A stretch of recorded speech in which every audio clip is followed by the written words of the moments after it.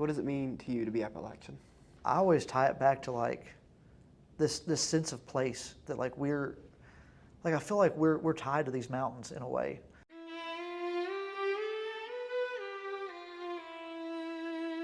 Today we have on a very special guest, Mr. Scott Sherrill. He is a teacher at Carroll County Middle School, MACC coach, and a volunteer firefighter. How are you today? Doing well, thank you. Yeah, thanks for coming on. I appreciate it. My first question is, where did you grow up? In Gladesboro. Yeah. Yeah, I grew up on right out Gladesboro Road. If you're familiar with the area, you go about halfway out between the school and 58. Mm-hmm. There's a little dirt road there, and I grew up on a dairy farm right there. Were your parents farmers? Mm-hmm. Yeah. Yeah, I grew up on I'd say at our height, we probably had 45, 50 cattle. It was a real small family dairy. And then my mom is the secretary out at the elementary school there. She started working there probably about the time I was in middle school, maybe. Mm-hmm. Yeah, and she's still there? Yep. I believe, yeah. Mm-hmm. Yeah, so she's still there. She was there when I was there, which is kind of cool. Yeah, she's been there for a while now.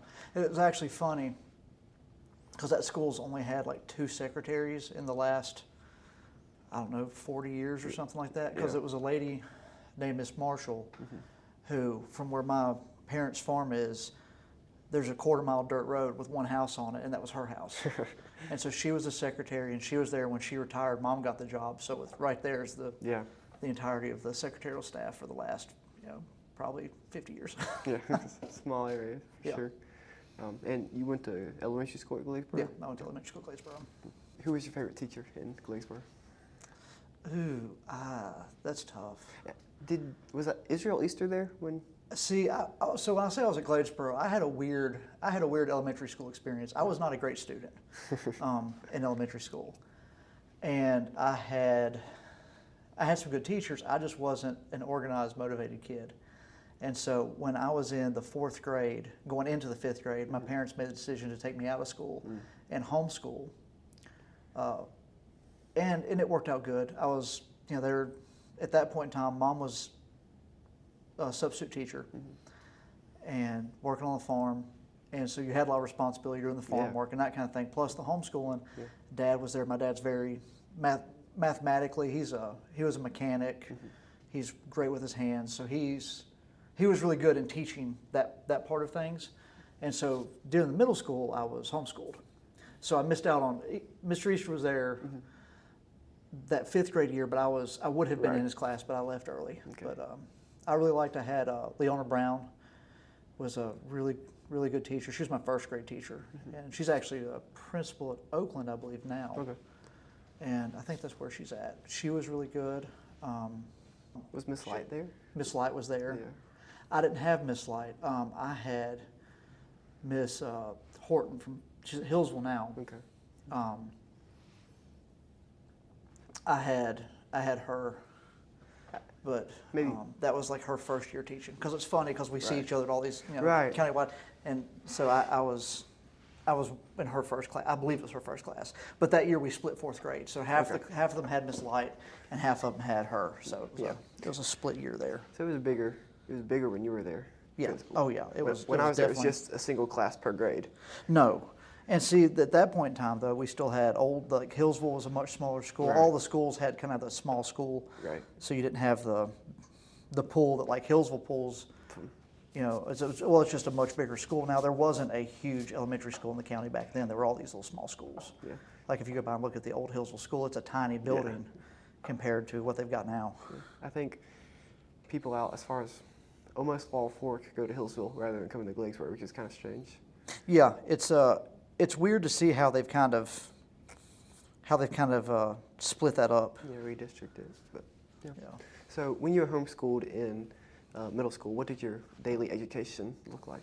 It varied day to day. Yeah. I mean, because it was split up between getting up in the morning, and we always had, well, not always had, but we had bottle calves we would feed. So I'd get up in the morning, feed the calves, generally help Dad feed cattle and do that kind of thing, and then go do some schoolwork that was just structured throughout the day. However, and I can't remember the exact schedule, but there were set times for, you came in from feeding, and then we worked for school till this point, but I can't remember how the exact schedule went. We just followed basically what they did, is they just got the textbooks that they were using at Gladesboro, then Woodlawn, and then we just did everything out of the textbook. Like we didn't have a different curriculum or anything. They just taught off the textbooks the schools used. Do you think that type of educational setting was beneficial for you? For me, yes. Yeah.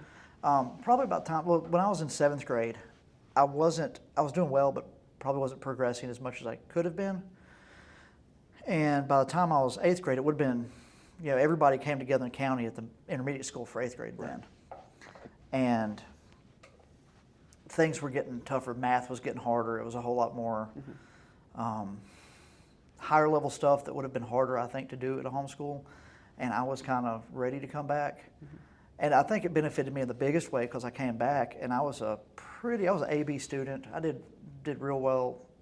Started in 8th grade. I was in the Honor Society, all that kind of stuff, which I don't think had I stuck with, had I not, my parents not made a decision to pull me out, I don't think I would have ended up being as good a student as I ended up being. Yeah, that makes sense. Because I ended up, doing pretty well in middle school and high school, and a lot of that's probably for the work ethic I, picked up in homeschool. So while you were a homeschool student, did you have thoughts about continuing your career in agriculture or maybe like a mechanic like your dad? I don't even remember. There for the long time when I was that age, I wanted to be a vet. My family had a real good friend. Actually, my mom used to work for the Twin Oaks Veterinary Clinic out in Sparta. Nash Williams, he's the vet out there. And when his practice started, it was like him, her, and another vet. And they started that before they moved to Carroll County. They moved here in '85 to start the dairy they had there. And we were always really close to them. I thought that was it when I was young. That's kind of what I wanted to do. Want to be a vet. But I really didn't have any solid idea of this is what I want to do when I was that age. I was just kind of just hanging out, taking it day by day, I guess. Sure. Yeah. When did you start to decide that you wanted to pursue a career in education? Was that high school? Yeah, it was in high school. I was a really shy kid. I didn't like talking in front of groups of people. I wasn't very outgoing. For my close friend groups, I was pretty talkative, but I wasn't very outgoing. And I got involved when I was in the middle school, or the intermediate school at the time. I got involved in the ag program. And then I remember about my 10th grade year, the ag teacher at the time pulled me aside and she's like, "Hey, I want you to do this officer application to be an officer." And I was like, I'm not doing that. That's not. She's like, "No, this will be good for you. I think it'll be a good fit." And through that, I had to do public speaking and do a lot more stuff, and it really opened me up to a new path of being able to talk to people, taking more leadership roles and things, ownership of things. And I think it's at that point I realized that I wanted to be that person who could have that impact on somebody, to help people on their, in their growth.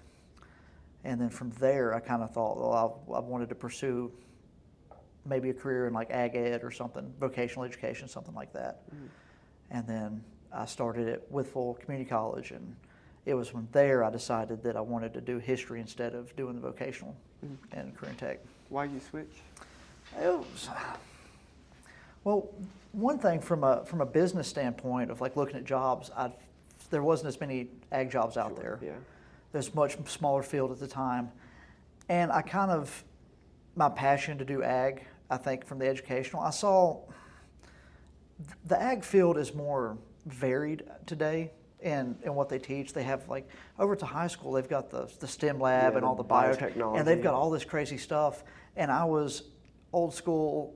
I wanted to do animal biology, ag production, and I saw that in my mind that's not the future of where ag ed's going. That's an old school way.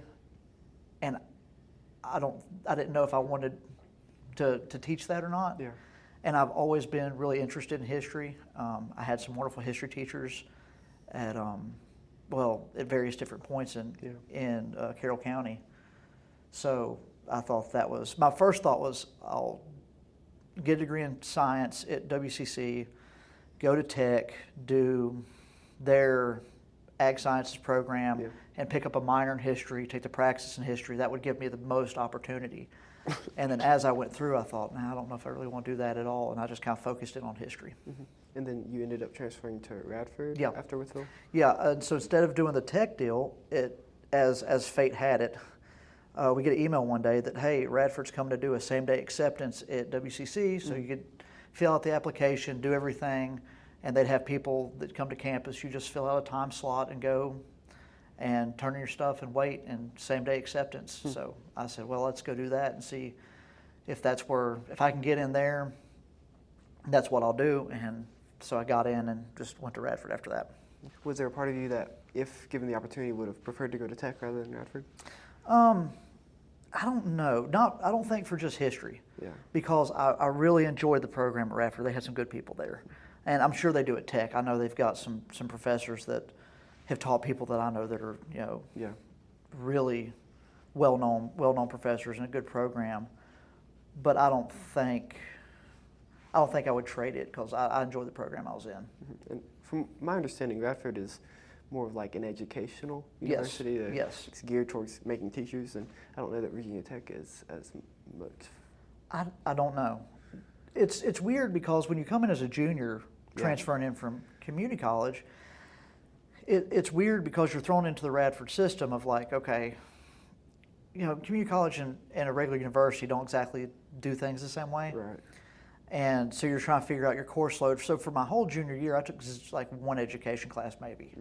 Because the way they're at the time, which this has been on, this was 2010.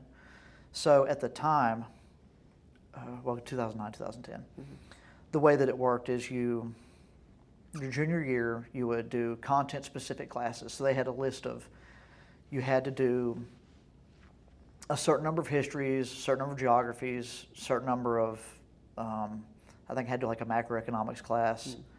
But I don't remember if that was for my degree specifically or because they didn't have that at Withville, and I don't know what the requirement was for that, but it was the only class I had that was weird to me because I had like 90 kids in the class, which I wasn't used to, and the rest of my classes at Radford were relatively small. Yeah. But it was a freshman class, and then you had to then pick a focal point. So if you wanted to do like geography, you took extra geography classes. If you want to do history, you took different history classes.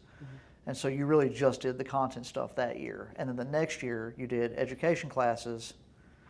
Well, I took some education classes, come to think about my junior year.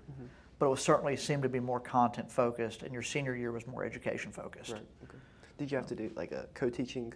Yeah, they do you did a blocking in the fall, and then a student teaching in the spring. So in your fall, you would have, I think it was Tuesdays and Thursdays, you would spend at a school. And then you had normal classes your other days, your Monday, Wednesday, Friday classes.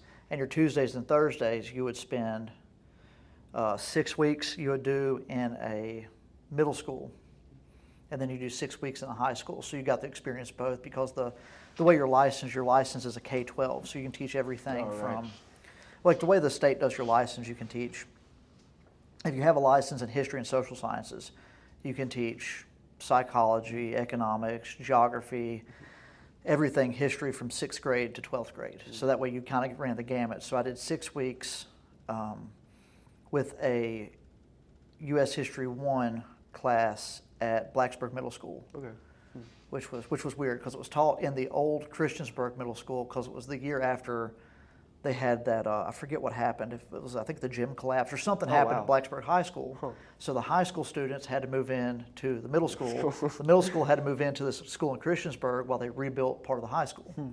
And so I did that for 6 weeks, and then the next 6 weeks I was in a World History 2 class at Pulaski, which was...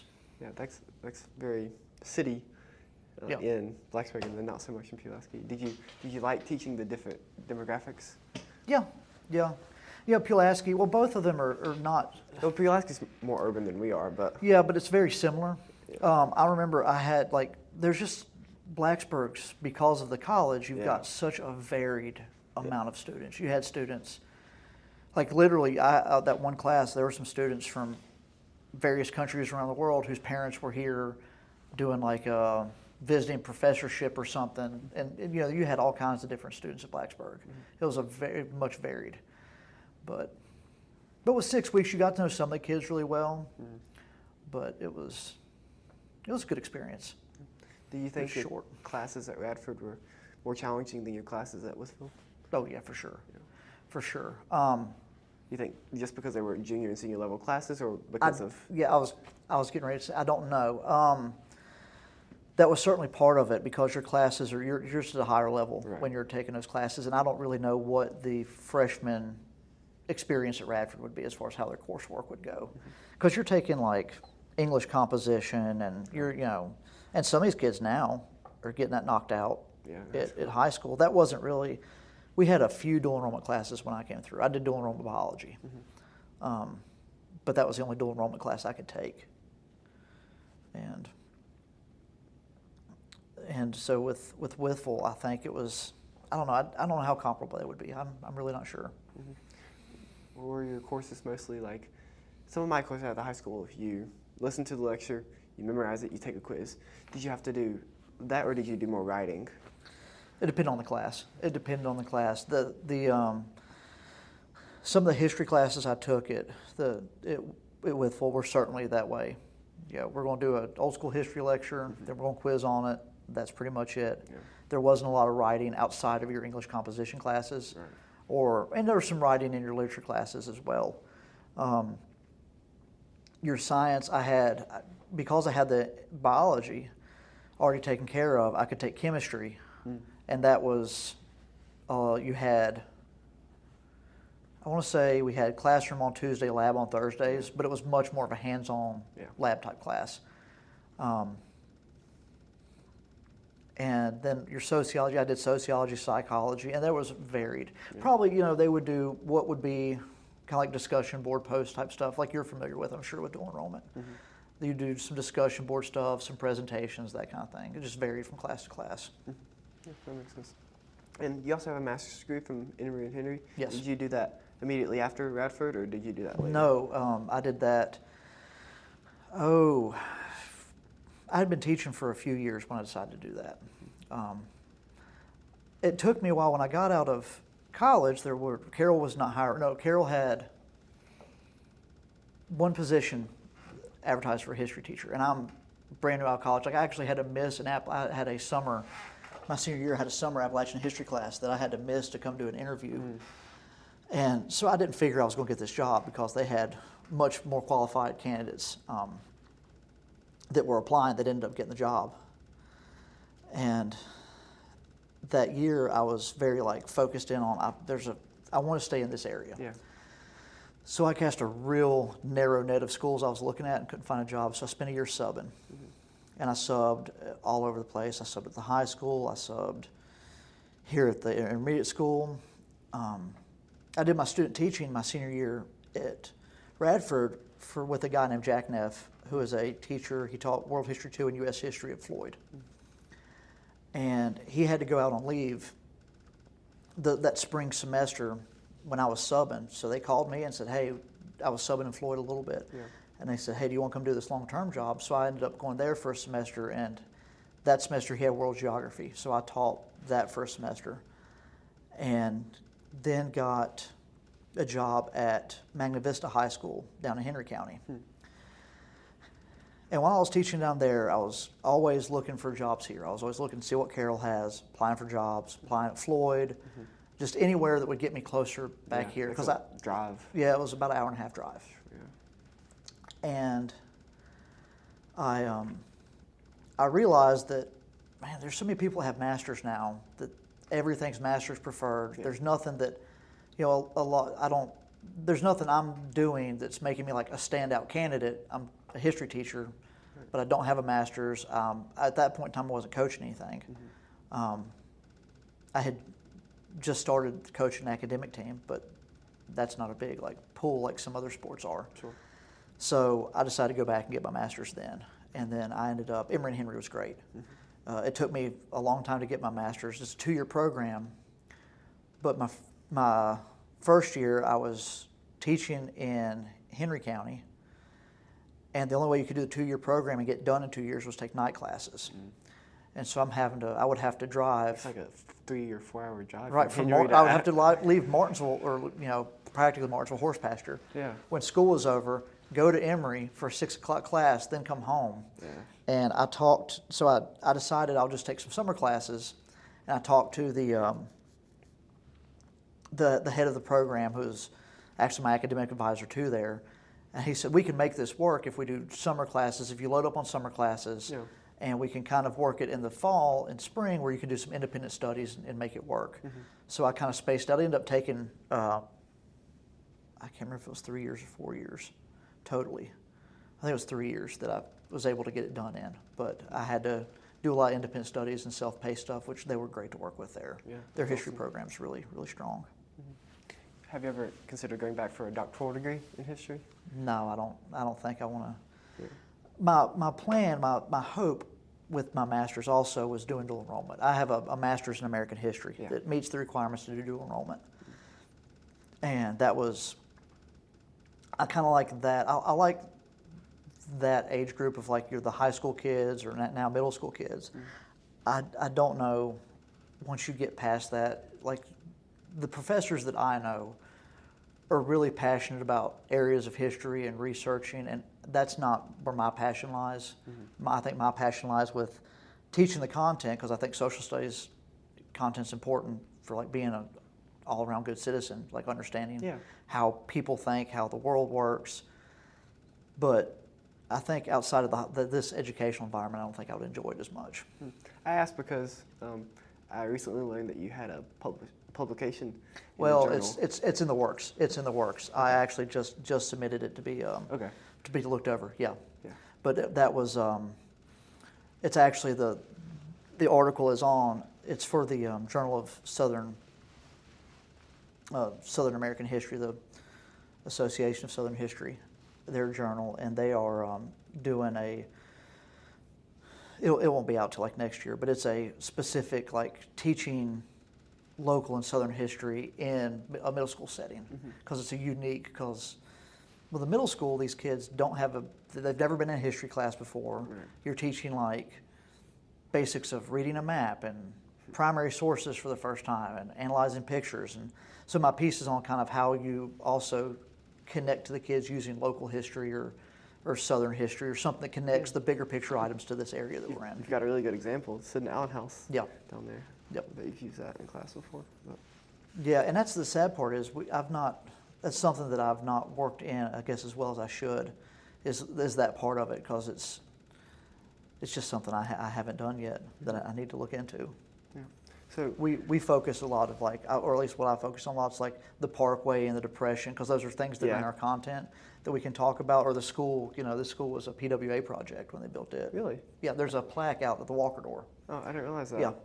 Huh. Yeah, that's how it was. It was funded on a PWA grant, like 36 or something like that. Interesting. I had no idea. Yeah. That's good to know. But would you say that your preferred aspects of history are American history rather than global? It varies. American history has always been my bread and butter. I've always taught, no matter what school I've been in, what grade I've taught, because I've taught at various points in my career, 6th grade to 12th grade, with the exception of 7th grade civics. I've never taught 7th grade. So, but it seems like every semester when I was doing high school, I'd always have a U.S. history. So that's always been kind of my focal point, but I really enjoy the world aspect as well. It just depends. It changes from time to time, year to year, what I'm interested in. As things kind of, you learn about them and things may get a little more stale, and you find a new subject that is more interesting to you at the time. You can dive in to learn something new. Yeah. American history it's the most relevant, to us. We live in the for country. Sure. But, so you get your master's degree after 3 or 4 years.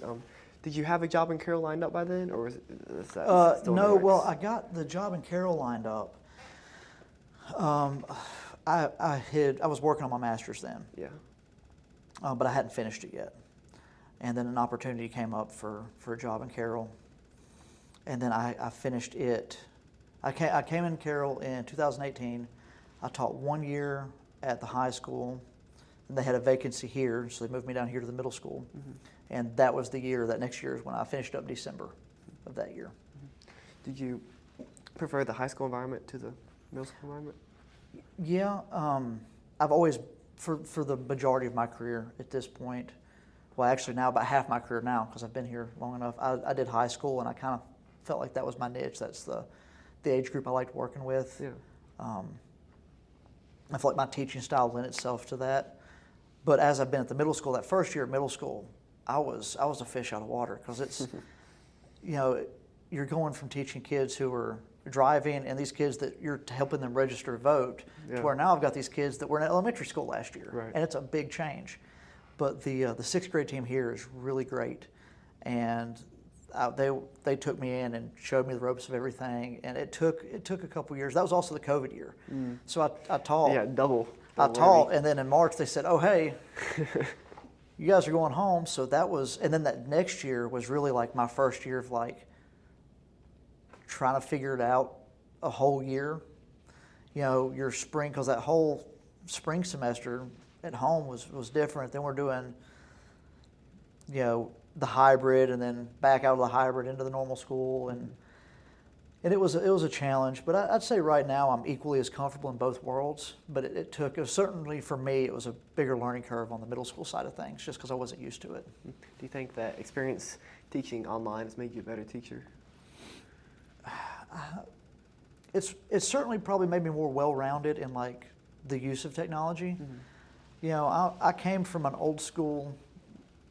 old school teachers that taught old school. We're going to lecture, we're going to discuss it, and I still like the lecture and discussion. Yeah. And there were some cool online programs that I used before, but having to be online, I was able to find some new resources to use that I use to this day that have helped out. So I think it made me more well-rounded about finding some resources and stuff to use. Like I was already using Google Classroom and stuff like that. Actually, I was using that for, probably since about 2015, 16. Because when I was between my time in Henry County and here, I taught for 3 years at Patrick County. I was able to like move a little bit closer. Yeah, move a little bit closer. Just a smidge. I was good from an hour and a half to 45 minutes to here. And it was at my time at Patrick County that Google Classroom kind of became a thing that people were using, and there were some teachers there that were pretty well versed in it. So I was able to use that, but I just used it to post notes. Like I didn't use a whole lot of interactive stuff with it. But then with the online stuff, you have to like Ed Puzzle and with these interactive videos with the questions embedded and stuff like that. Filming lectures, filming myself do lectures, I hated that. Yeah. I don't want to do that again. Yeah. I know some of my teachers, they film themselves during the lectures during COVID, and now they just publish them all at the beginning of the semester. Yep. So if kids need to go back and review a lesson, they just look at the COVID video. Yep. You can tell, like, now you guys, you can take your mask break now. Yeah. Or whatever. But I think some teachers having those videos has helped them. Like, I know it's helped me learn the content better, but I don't know. It's just a good thing. Yeah, and I guess if I was to do that, I would my COVID videos were not good. That's the other thing is the lectures were, you know, it was me figuring it out. I could see doing that, but I would redo my stuff because it's and some of the things that I teach and some of the things I focus on have changed since then. Yeah. Now I would be open to the idea of teaching online, like a class through Quizbowl, or I've got a friend who teaches down at Patrick Henry Community College. That's what they do, the online class there. I would be open to doing something like that at that level because I think it's a little different. Yeah. You know, some of the and with the sixth graders too, navigating the videos and stuff like that, they're not in the place in education where they're like, oh, hey, we need this resource here. It's more of you have to walk them through everything too, which having a video library is great, but I don't think it'd be utilized as much. But I mean, it could be. It certainly could be, but man, those videos of mine are rough. Yeah. Some of the classes, like psychology and sociology, there aren't really any videos to read the chapter from the textbook and take the quiz. So I guess teaching it online would be. Yeah, I would. I don't know. I haven't really taken an online history class yet, so.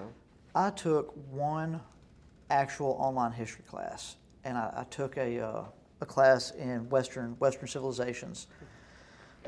I had to, which was funny because I ended up not needing it, but I found a a Western Civilization class offered at New River, and I was going to take it for some recertification points. Yeah.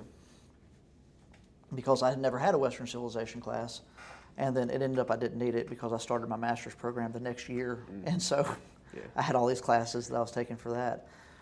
But I didn't find that I enjoyed it. Now, some things I do, some of these small professional development online classes that are short, and they're like a 12-hour class. I like those, and they're just a film lecture with random professors from various different places. But as far as like the whole semester online class, I'm not a great online student. I just don't enjoy that. I like the personal interaction. I like to talk, ask questions, face-to-face discussion kind of thing, more so. So when did you get involved with MACC here? So I got involved with MACC here. It was the year I came to the middle school. There was an opening for the history coach, Miss Wright, that was the guidance counselor now. She was a social studies teacher, and she was the MACC coach. I didn't realize that. Yeah, she was the MACC coach. And I never did MACC in school. I didn't know it was a thing. Yeah, okay. And I ended up with that kind of by accident. It's one of those funny things. When I started my job at Henry County, the guy that taught right across the hall from me was there. They called it Scale, but it was their version of MACC. And it was just the Piedmont district at that time. It was Magna Vista, Bassett, GW Danville, Tunstall, and the schools down in Patrick County. And he was on his way out, and he said, "Hey, I'm doing this. This is MACC." At that point in time, I was actually volunteering, coaching the livestock judging team with the ag program down there. And he said, "Hey, you want to do this? This is an opportunity." So he explained to me what it was, and for like that first year, I kind of shadowed him, and he showed me what to do. And then the next year, I took it over. So I coached the next 2 years at Magna Vista. And then when the job happened at Patrick County, the job opportunity opened up. It just so happened they said, "Hey, you do Scale. Do you want to do that here? We have an opening," because the person who does that just decided to step down. Right. So I took that on, and I was also doing that. That was the head position for them. I was doing kind of what Miss Dalton does with MACC over the whole thing. And so I did that for a couple of years. Then when I came to Carroll, Miss Wright would joke like, "Next year, this is going to be you," and I'd be like, "No, I'm taking a break. I'm done. This is the first year I've not done it since my first year of teaching." Yeah. And then the next year, that's exactly what happened. So I've been doing that ever since. But I enjoy it. And I think it's a way that I can connect with that part of me that wants to teach the higher level. I taught some higher level. I taught some dual enrollment classes at Patrick County at a point in time. And even the general high school classes, they're at a higher level, and I kind of miss that. You don't get that higher level of student. You still have higher level students in the sixth grade, but they're on a different level. It's just a different. It's a different relationship to the material. Yeah. And so it feels that like I still get to deal with these like kids that are really in love with history, and they want to dive into the content in a really deep way, in a meaningful way, and have discussions and stuff like that I really enjoy. Do you find that your history students are more inclined to do MACC? I don't know. Maybe, but I don't know, because I've had some really good history students, really good students that don't even do the MACC thing, that the whole Quizbowl thing just doesn't appeal to them, but they love history and they love talking about history, but they don't want to do the Quizbowl type format. Yeah, but I have friends who are really academically brilliant, and I've tried to get them to do MACC, and they're just like, man. Yeah, it's like, it's not for me. Yeah. And then some of the kids that do MACC are surprising because they're not kids that always you would think about like there's always kids that do MACC that surprise me, like, oh, that kid's doing MACC, that's interesting, that they end up being really good at it. But they're like, especially coming from the middle school, where I'll like have these kids that in sixth grade, they were good kids, but they weren't like it's hard to predict a kid from sixth grade and being like, oh, that kid's gonna be on MACC. There's a few, but it's really rare that I could be like, this kid's gonna be on MACC in high school. And then you'll see these kids that are in MACC and they're really involved, and you're like, oh, I didn't see that coming, because there's a big change that happens between 6th, 7th, 8th grade, and then over to 9th grade at the high school. And you don't see that, because in 6th grade, we're over here kind of by ourselves, and we don't get to see that growth as much with every kid as they go through 7th and 8th grade, because you don't see many 7th and 8th graders. Right, and you guys are completely in a different part of the building. Yeah, which is good. I think for the way that these kids come in, and coming from elementary school, it helps like calm down the anxiety, and because they're not going all over the building, they're not getting lost, they're all here together. But then at the same time, you're kind of isolated in a sense too. But I think it's mostly a net positive, because by the time they go to 7th grade, they've got everything figured out over there. But you kind of miss seeing how those kids kind of grow a little bit because you don't see them every day. Yeah, that makes sense. If given the opportunity, would you bump up and go to teach 8th grade? Because that's a nice mixture between high school and middle school.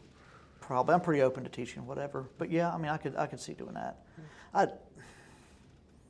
The content would be, which the content's interesting. World History 1's interesting in its own right. But yeah, I'm pretty open to teaching just about anything. The one nice thing about high school, the thing that was kind of interesting to me, sometimes you would get where you may teach a government class and a U.S. history class or a World II, and so sometimes it was nice, like a break in the day where you'd be like, oh, I'm teaching this different class, and it was kind of like fresh new. That's kind of nice, but I don't know that like so much more true anymore, because everything's dual enrollment now. Yeah. And like Miss Mitchell teaches 3 sections of history, U.S. history a day. Yeah. Mr. Montgomery teaches 3 sections of government a day. Mr. Merchant teaches 3 sections of government a day. So like. See, when I was there, you had the dual enrollment. And see, dual enrollment used to be a year-round program too. Not anymore. Yeah, they made that change the year I came over, because I was hoping that I would end up maybe getting a section of dual enrollment on the year-round basis, because you need manpower to do it year-round. Right. Once you do it a semester, you don't need that manpower anymore. But at that point in time, I was doing government, and I was doing U.S. history and government. I think Mr. Bircham was doing all government. Let's see. Some of those teachers had a different subject, and Miss Wright was doing world geography maybe, and like a sociology or psychology or something, because they used to have that as a classroom, but before the online one became a thing. Yeah. Now it's kind of an interesting situation. They teach dual enrollment government, but the dual enrollment instructor is at Withville, like it's a virtual class, but they stick them in Mr. Montgomery's class so that they get the high school requirements, because the dual enrollment class requirements do not cover the high school requirements. So it's kind of odd. Yeah, well, the way that I don't know about Withville, how they do there. I actually ended up teaching a couple years doing that same setup when I was at Patrick County. And the way that it worked, because at that point in time, I didn't have my master's completed. So I didn't meet the requirements through the VCCS to teach a college level class. Right. So they partnered me with a guy. And so there was a guy, and he would set up the blackboard, he would post discussion boards, and then at the beginning of the year, me and him would meet. Sometimes face-to-face, sometimes it'd be through email, after we kind of got used to each other and how things worked. And I actually used to teach in same county. He taught in Henry County as well for a while. Actually for a long time. So I knew him kind of on a personal level. So we'd have a meeting and be like, this is the stuff, how we want this class to go. These are the discussion board topics we're going to get. This is when they get them. So you kind of do the benchmarks of how you pace your class, and we'd lay that out. And then he would do discussion boards. He'd make all the tests for the college class, and then I would teach the classroom portion of that. And so that way they were getting instruction to meet the high school requirement, because I was teaching a class. Right. And it covered the entirety of SOL curriculum. But then they were also doing an online class through Patrick Henry Community College at that time. And we had a government class that worked the same way, that we would do that as well. And so if you don't have a master's in the content, or it's actually, you can have any master's as long as you have 18 as long as you have your credit hours in the specific content that you're teaching, then you have to do something like that. So.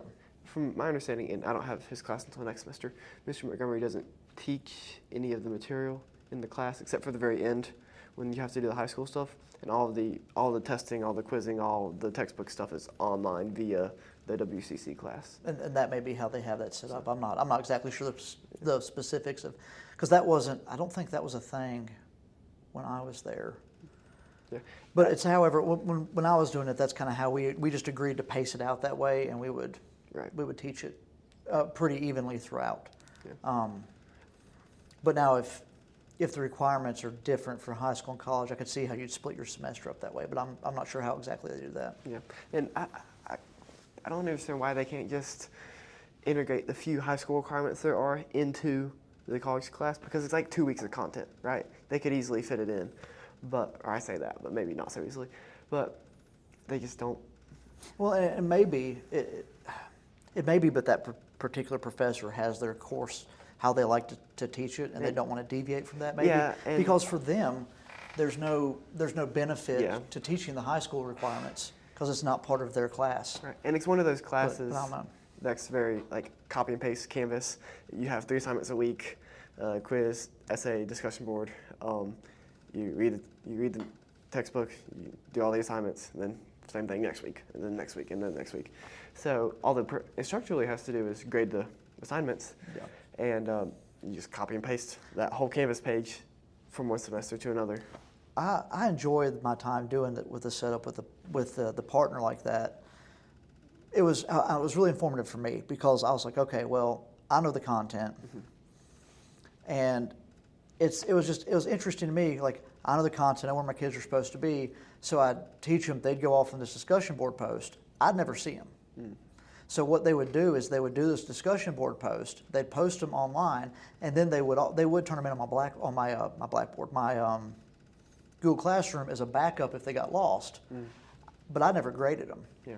And then they would they'd get them back, and I would get the corrections, the grades, and all that from their professor. He'd send it to me. Right. So it was really interesting for me because I could look through there and be like, okay, well, am I getting, or the kids getting what I want them to get out of this? Oh, right. And then he was grading it, so I wasn't grading it being like, because sometimes you can, as objective as you want to be, right, there's always going to be some in written work, there's always going to be a little bit of subjective attitude as you look through this stuff. But it was nice to me to have a completely objective third party that was really good at what they did. Right. Grade it and be like, okay, well, here's how this kid's doing. And I could look at this class and say, okay, well, is the class on track? Are they getting it? And you could really adjust based on that. It was I enjoyed that part of it. Yeah, that is neat. I never thought about it like that. Ms. Dalton mentioned to me that you're a volunteer firefighter. Yes. Which I didn't know until just a couple of days ago. Yeah. Can you talk about how you got started in that? Well, I got started in that because my brother-in-law was on the fire department. That's in the short of it. When I was, I don't know, he's been on for a while. I don't know how long exactly when he started.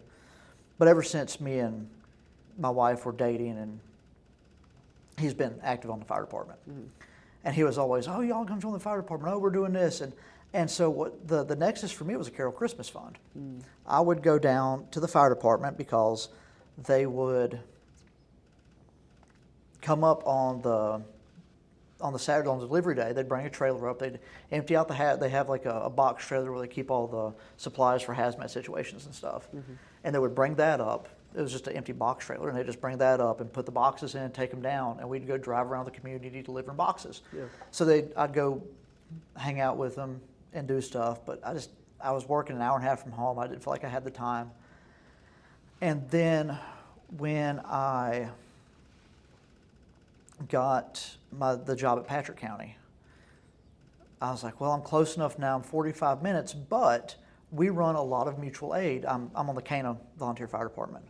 We cover, basically what we cover, I live in Fancy Gap, and Cana covers from Fancy Gap to the state line at like 148. Like, so the Fancy Gap community there at the top of the mountain, that's part of the Cana's covered area. And we go out the Parkway to where we meet up with Galax on the Galax side and Laurel Fork on the other side. And we do a lot of mutual aid with Patrick County. It's the ARAC community right there. And so when I would leave work, I would drive home, coming not across Lover's Leap up the Fancy Gap. I'd come through ARAC. And I was like, well, if I'm here and like we get a call, ARAC gets a call, whatever, I'm in a good position for it. Right. So I figured I'll see where it goes. So I joined, and that was in 2015. I joined it was right after I got that job. It was in June 2015 when I joined. So I've been doing that ever since. I'm not nearly as active now as I used to be. Life has a way with kids keeping you busy, and you can't just drop the hat, take off, and go run a call now because where my wife works at the hospital, and down in Mount Airy, so there's a lot of weekends or weekdays and nights where I'm at home with the kids, so it's not like I can just be like, oh, yeah, I'm taking off. So yeah. so I don't run as many calls as I used to, but I still try to be as active as I can and doing the meetings and the trainings and things that are scheduled and routine that I can schedule around and do. Right. Yeah.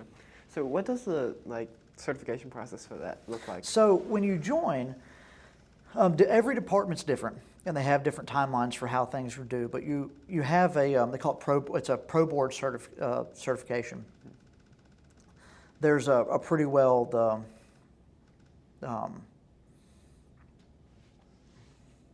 NFPA, the National Fire Protection Association, pretty well lays out this is the skill set that we need a firefighter to have.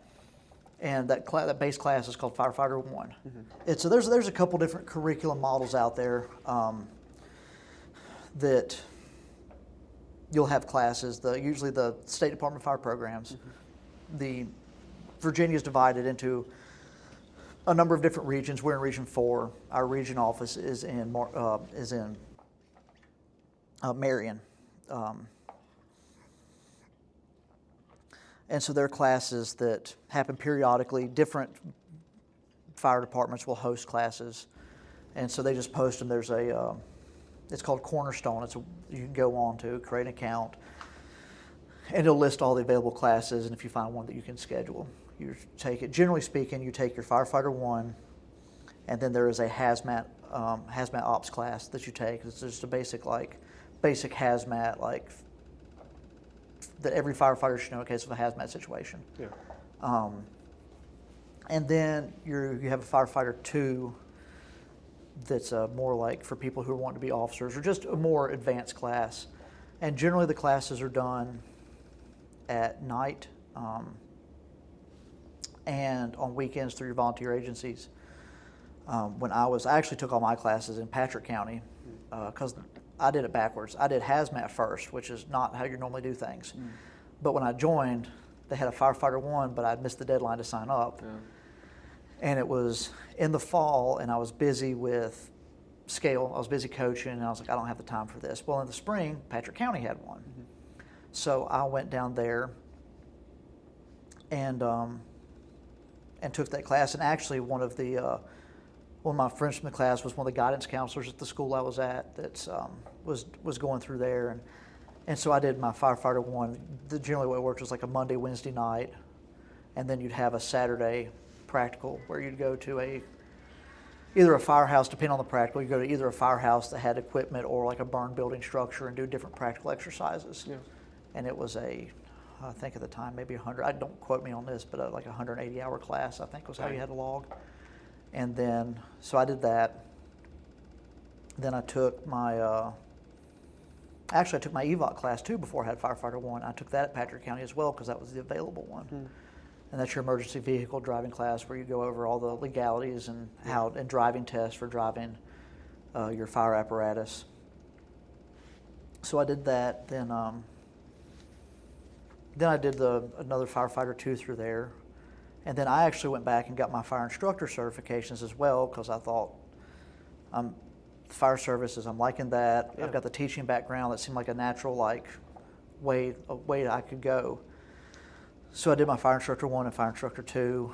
I got my certifications to administer state testing. Mm. And that was fun because I created a good network of people there in Patrick County that I could stay after school, grade, 6 o'clock roll around, go over to the community college where they're doing the classes, mm-hmm. and help teach a class with that group of instructors. It was a real good group. It was actually kind of fun. I had a semester where I had 5 kids that were in different volunteer agencies in Patrick County that I was teaching in my history class. That's cool. And then we would go and I would help with their practical exams and stuff with their Firefighter 1 class. And I've got a picture somewhere of me and these kids at our burn building day. Mm. That was a real neat time. But yeah. That's been fun. Fire service has been. I've met so many good people. Done some cool things. Yeah, sounds like it. I know a couple of my friends are involved in some way in the junior firefighting stuff. I think. Do you know Andrew Taylor? Yes. Yep. He's actually on the MACC team. Yeah, he is. Yep. I think he does something in GALAX. Yeah, GALAX has a very well organized Explorer program.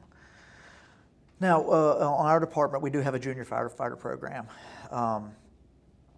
that will accept applicants if they meet age requirements and stuff. And there's like they can come hang out at meetings. There's certain things that they can do. Now, GALAX is their Explorer program's a lot more detailed program. Like they have.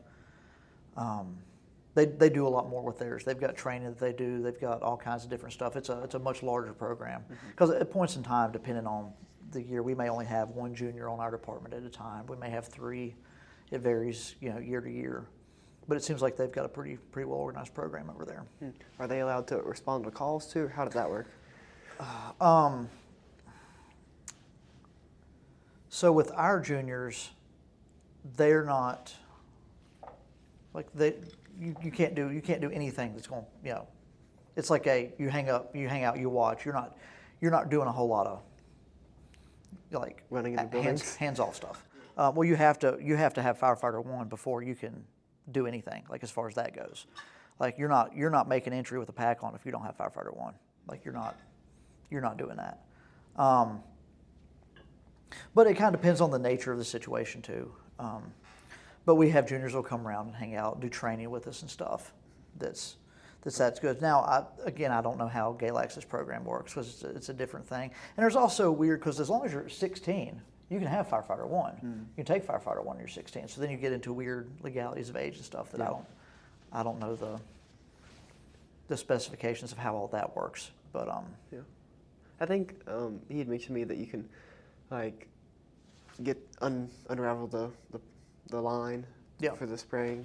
Just help out in those ways. You can go and grab the hose off the truck and set it up for people. Yeah, and you can do different things like that. And there's certainly with the juniors a support role that you can have in a safe way. Yeah. That's certainly there because you always need people to like help clean up and pack hose or help, like in that case, get hose out. But they're never going to be put in a position where they're in harm's way. Right. Yeah. I guess that was a cool thing and a great way for young people to get involved. Yeah. Because that's from what I've read online that volunteer fire departments are kind of dying out. Yeah, around the country. Yeah. And if you get there's certainly a need. Yeah. If you can get people involved when they're young, then hopefully they'll do it. Well, actually, the high school, I saw somebody had posted a flyer that they're trying to do a Firefighter 1 a and Firefighter 1 2 program there. Yeah. Yep. Is that something that you'd be interested in teaching? I mean, possibly. Like I said, I'm open to teaching just about anything, but I don't know how they're going to organize that. I just saw the flyer, so I haven't talked to Mr. Holderfield or anybody because I'm assuming that's who would be over that program because it'd be a CTE thing. I haven't talked to anybody about it, so I don't know what the specifications of what they're trying to do. I think they're in the just planning stages right now, according to what the email that I was showed. Yeah, this summer they sent out an email and they put some stuff in the ticketing system to create the course in Power School. But from my understanding, they were planning on having it this year, but obviously that didn't happen. So, right. I don't really know how it's going to work out. Well, and with anytime with a firefighter class, I think that there would be a lot of like logistical planning of things because you're going to have like to do the class, you're going to have to go somewhere that has a fire truck. Right.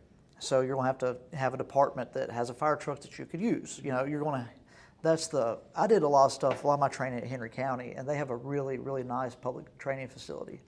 And they have a fire truck that stays there. They've got all these different burn props that they can use that they train on quite a bit for that down there that they have available.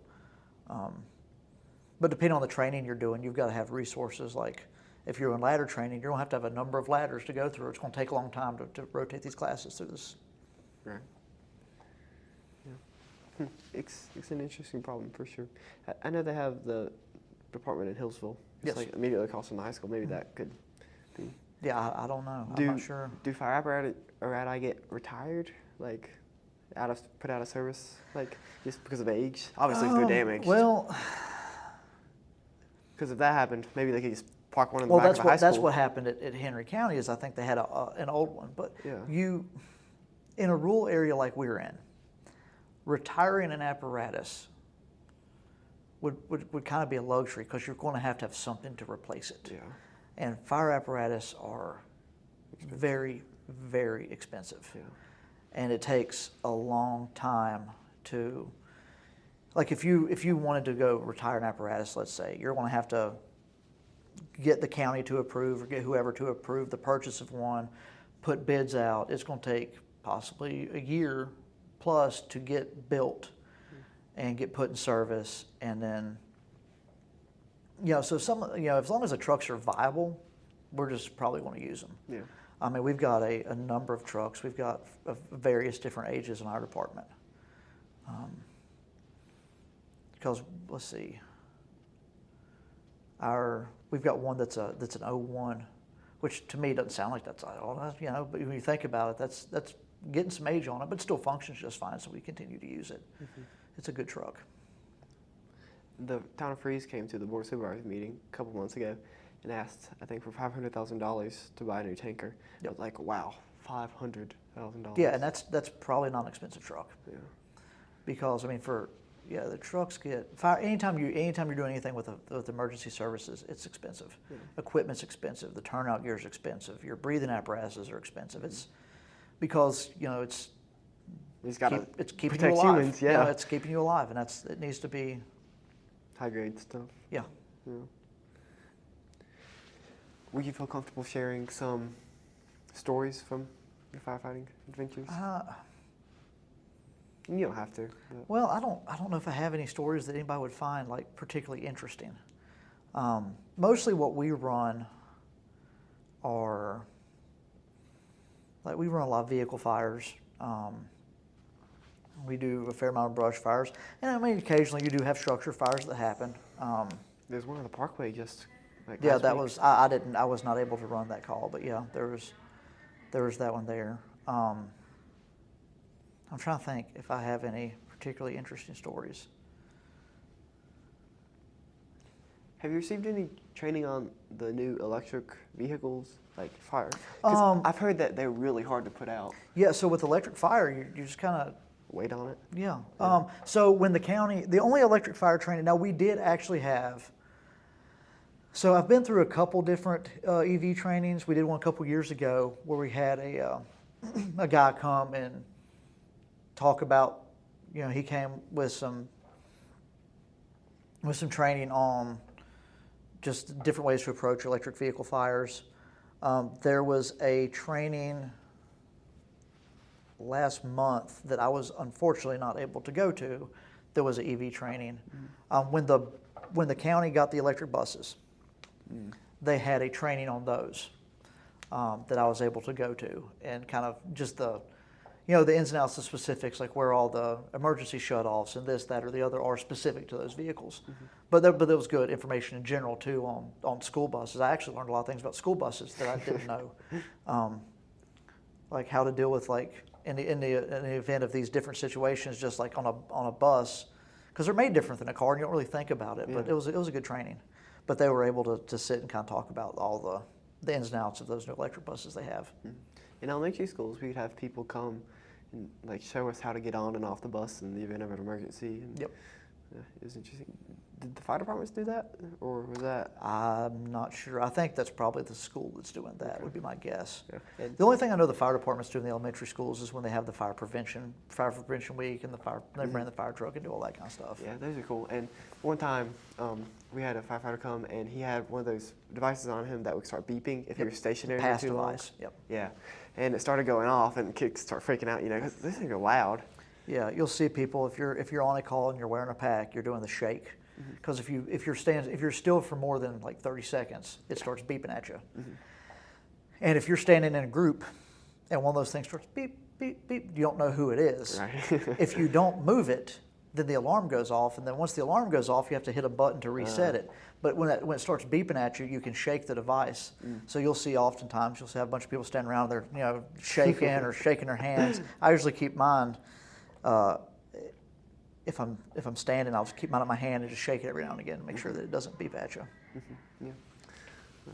Part of this podcast is meant to be an archive for local citizens to tell their story, and a good use for it, I think, is sending messages to the future.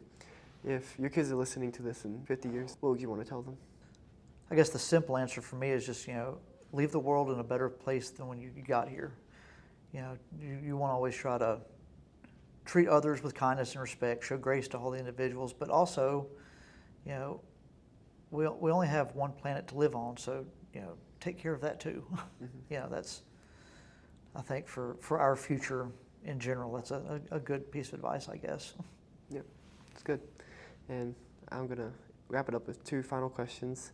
The first one is, what is some advice that you would give to younger generations, people my age, who don't know what they want to do with their life? Well, I was actually just having this conversation with a friend of mine. We were talking about someone who was in that situation. And I don't know how possible it would be, but to just go try to get some experiences. Go try to, you know, if there was a way to kind of view different career paths, not in a way that required a lot of time commitment, so you could kind of see, you know, and venture. And don't be afraid to change. You know, I certainly didn't end up, if you asked me when I was a senior in high school, I wouldn't have told you this is where I'd end up.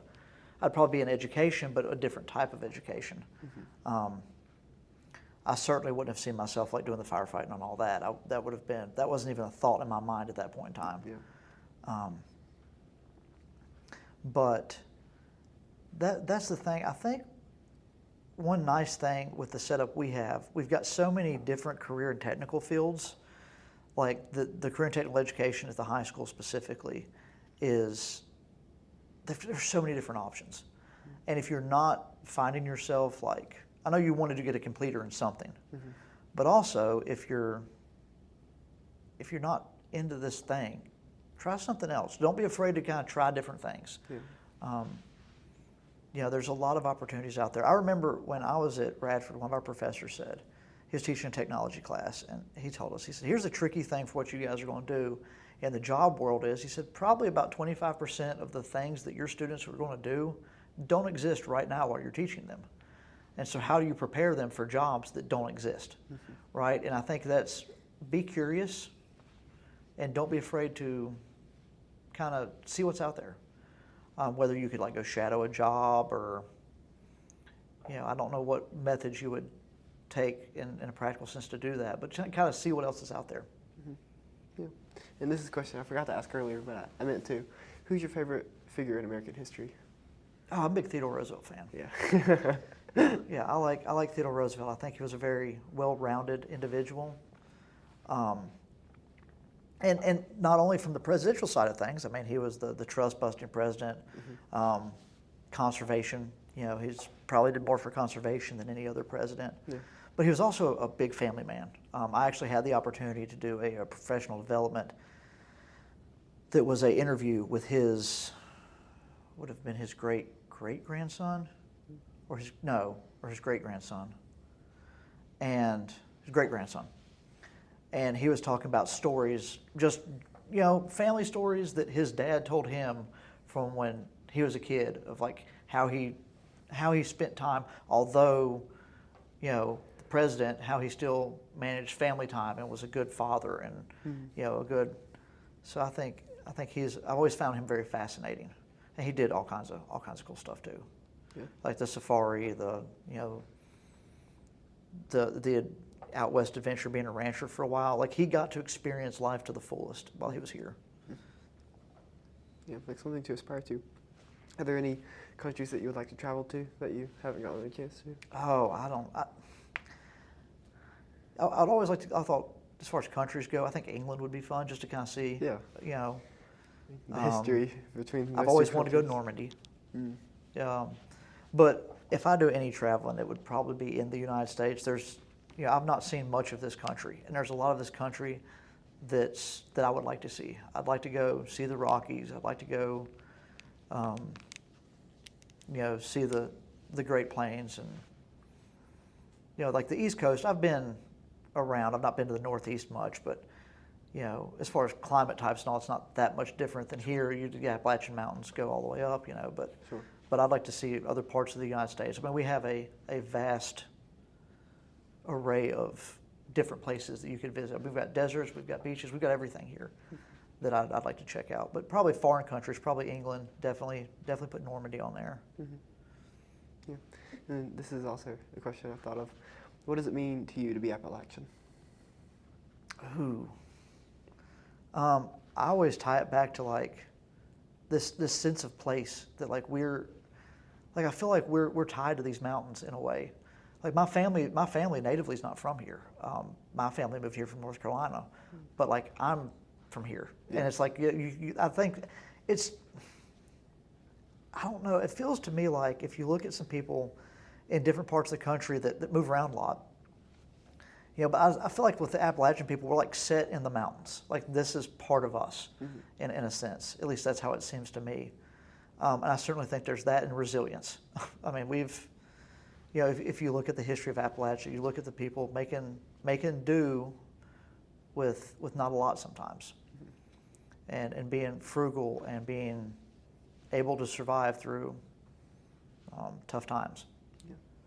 After the hurricane had happened, I was meeting with a couple of my neighbors, and they said the mountains take care of themselves, that they were going to get through whatever is happening, even if it took a while, but things were going to rebuild and things would be okay. Well, and there is, I think after the hurricane, you did see a lot of support locally for sending stuff to Western North Carolina, as far as like just the people coming together. Yeah. You saw like, I know we set the fire department a couple of days and hand out food to people here. Right. But there's also people that are coming in being like, hey, I want to go help this other place too. Who can we get in touch with? Do you know anybody we can get in touch at for this place over here? They're asking us, and we're trying to facilitate those conversations so people can get help elsewhere too, and kind of this coming together. It was you certainly saw that. I know a group of people who went down during the thick of it to take chainsaws and clear paths and bring food and insulin and all that into Asheville, and it's admirable that they were able to do that for sure. Well, my brother-in-law, he was showing me a video where he has some mules, and he had sold a mule to a guy several years ago, and then that guy had posted a video. He was taking those mules and packing stuff in because their roads were inaccessible. Right. So you had people who were, like old school mule skinners going up, packing mules and taking stuff into the mountains where it was inaccessible to bring supplies, which is kind of. Yeah. And I think that's another thing with the Appalachian side of things, kind of going back to that, is that sense of tradition here. I feel like we still live in a place where, like, old traditions are still honored somewhat. Like you see with the old timey music stuff that's very very big here, but also with the different aspects of like people dealing with mules or people dealing. I've seen people. Or know of some people that are out in Washington County that do some farming with horses, just cause, or people who are still out with coon hounds, going coon hunting and that kind of thing. That's not necessary anymore. Like we don't need to, at one point in time. That was the way you survived. Yeah, I was listening to an interview with this guy who was talking about like when his dad was growing up, and this would have been in the late 40s, early 50s, that they were going through and they were coon hunting and they were selling hides, and they were supplementing their family income. Like that's how they were making it. And we don't need to do that now. There's not a fur market now, but there's still a lot of people in this area that do that because it's that we want to hold on to those old ways of life. We don't want to forget where we came from. A pretty good example of local history is the Parkway and specifically Mabry Mill. You can see a lot of artifacts there about people who lived like that, Yeah. It's cool. We live in a neat area, and it's unique. Well, and it's also interesting because we're not that far, from like Tech or like Charlotte. That's, this huge metropolis area. Yeah. But it feels like we're far from it. Like it's not in our backyard. Which it's kind of neat because if you want to experience that, cool, you can go down there, but you still have this home to come to. Final question, it could be considered a bit of a cliche, but that is, what is the meaning of life to you? Well, I always go back to that, like, what that piece of advice I gave earlier that, leave this place better than where you came. I think we're put here to take care of each other. We're put here to do the best we can to help make this a better place. I mean, and whether that's from like teaching kids to help them have a better life or just helping your neighbor, you know, I think that's what we're here to do, is just try to do the best we can with the time we're given here. Yeah, very good. Well, thank you, Mr. Sherrill. I appreciate your time today. Well, thank you. I appreciate you coming out and interviewing me.